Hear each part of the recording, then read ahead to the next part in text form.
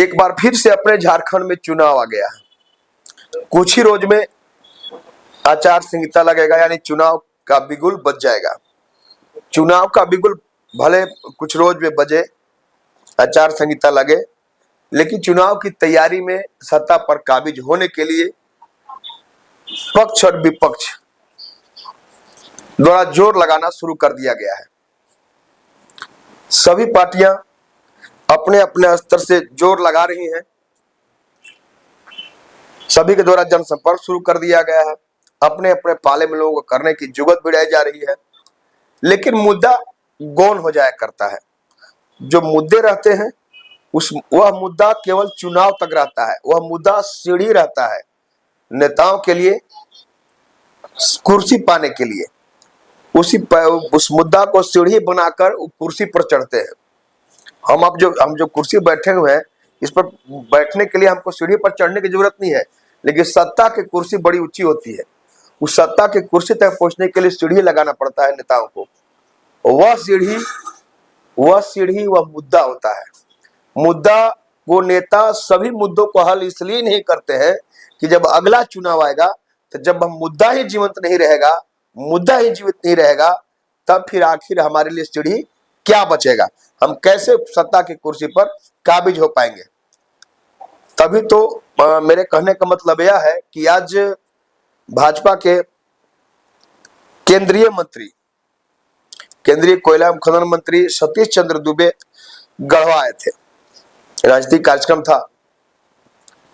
भाजपा कार्यालय पहुंचे, जहां उनका स्वागत किया गया।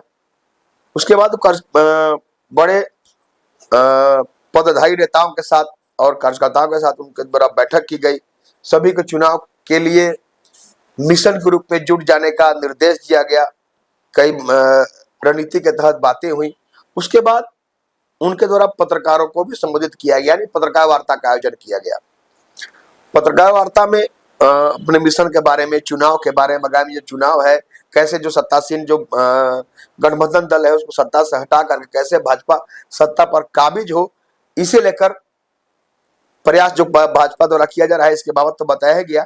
जब उनसे यह सवाल किया गया कि भवनाथपुर में जो माइंस है उसे अब तक शुरू नहीं किया गया है, नतीजा है कि हजारों हाथ बेकाम हो चुके हैं, कोई हाथ में रोजगार नहीं है, लोगों को पलायन करना पड़ता है।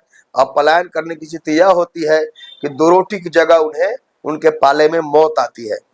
जो हमारे समाज सेवी होते हैं, जो एक अजूबा काम करते हैं, जैसे नारी शक्ति ने एक नदी जो मृत पड़ा हुआ था, उस नदी को फिर जिंदा कर दी, उनकी श्रमदान का देन है। वैसे ऐसे विषयों को लाया जाता है और आदरणीय मोदी जी के मन की बातों से नौजवानों को ऊर्जा मिलता है, प्रेरणा मिलता है, हर वर्ग को प्रेरणा मिलता है और कुछ अच्छा करने का एक सोच बनता है। उनकी जो मन की बात होती है वही धरातल पे लोग करते हैं, उसी को उतारते भी हैं, बताते भी हैं। इसलिए हम सब लोगों को प्रेरणा सुनते हैं। गढ़वा आने का पर्पस क्या है? देखिए, हम पॉलिटिकल आदमी हैं। आप सब लोग जानते हैं कि झारखंड में चुनाव होने वाला है। गढ़वा जिला में आने का उद्देश्य यही है। क्या बैठक में तो आज से केवल एक आम परिचय हुआ वर्कर से, और केंद्र की सरकार की उपलब्धि को मैंने बताया, और क्यों जरूरी है झारखंड में बीजेपी की सरकार, ये बात मैंने रखा। क्यों जरूरी है? विकास के लिए जरूरी है। जब विकास होगा, हर नौजवान आत्मनिर्भर बनने की तरफ अग्रेसिव होगा, तो निश्चित रूप से अटल जी की जो सपना थी, जिसके लिए उन्होंने झारखंड की स्थापना की थी, उन सपना को मजबूती मिलेगा, ताकत मिलेगा। अब प्रधानमंत्री भी है और गढ़वा में जो है एक दामन mines SAIL authority of India limited का, और कोयला भी यहाँ पाया जाता है, अभी तक चालू नहीं होगा। आज हम गढ़वा जिला में पहला बार आए हैं, और आपको मैं बता दूं कि चोरी रोकने की व्यवस्था स्टेट गवर्नमेंट की जिम्मेवारी होती है, और स्टेट गवर्नमेंट इसमें विफल है। इसीलिए झारखंड में बीजेपी की सरकार की जरूरत है कि कम से कम लूट खसोट पर अंकुश पाया जाए और रेवेन्यू अधिक से अधिक झारखंड को मिले और विकास हो। एशिया का सबसे बड़ा प्लांट भवनाथपुर में है, जो अभी तक बंद है, और माइंस भी बंद है। वो सेंट्रल गवर्नमेंट का। देखिए उस सेंट्रल गवर्नमेंट का है, कहीं ना कहीं उसमें जो त्रुटियां हुई होगी, मुझे मेरे सामने आज फर्स्ट बार आया है।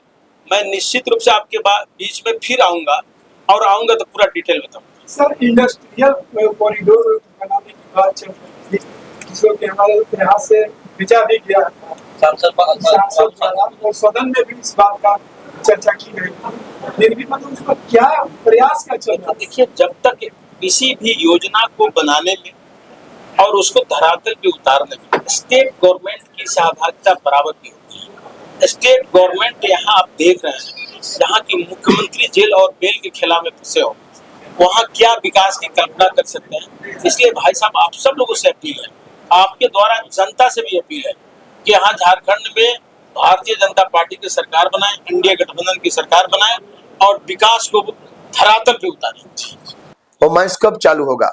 तो उनको जवाब यह देना चाहिए था कि इसके बारे में बात हो रहा है, विचार हो रहा है, उसे देखा गया है। अब बस अगले चुनाव के बाद, जैसा अमूमन नेताओं का वादा होता है कि अगले इस चुनाव के बाद निश्चित रूप से उस पर पहल होगी और उस माइंस को शुरू कर दिया जाएगा। लेकिन उनके द्वारा यह कह दिया गया कि हम तो भी इसके बारे में ज्यादा जानते नहीं हैं, पहली बार हमें सुनने को मिल रहा है।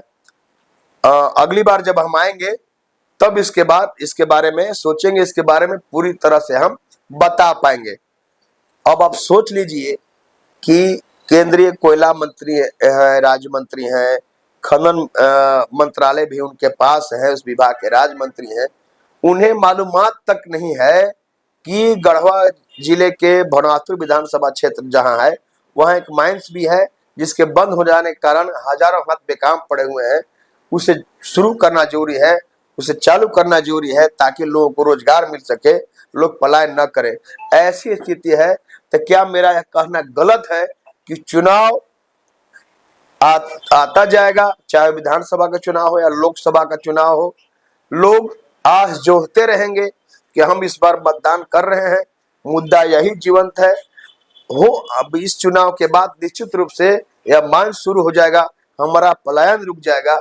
यह लोग सोचते रहेंगे, चुनाव आता रहेगा, नेता चुनाव जीतते रहेंगे, बड़े नेता आते रहेंगे, आश्वासन देते रहेंगे और आप सुनते रहेंगे, क्योंकि सालों से आप सुनने के आदी हो चुके हैं। धन्यवाद।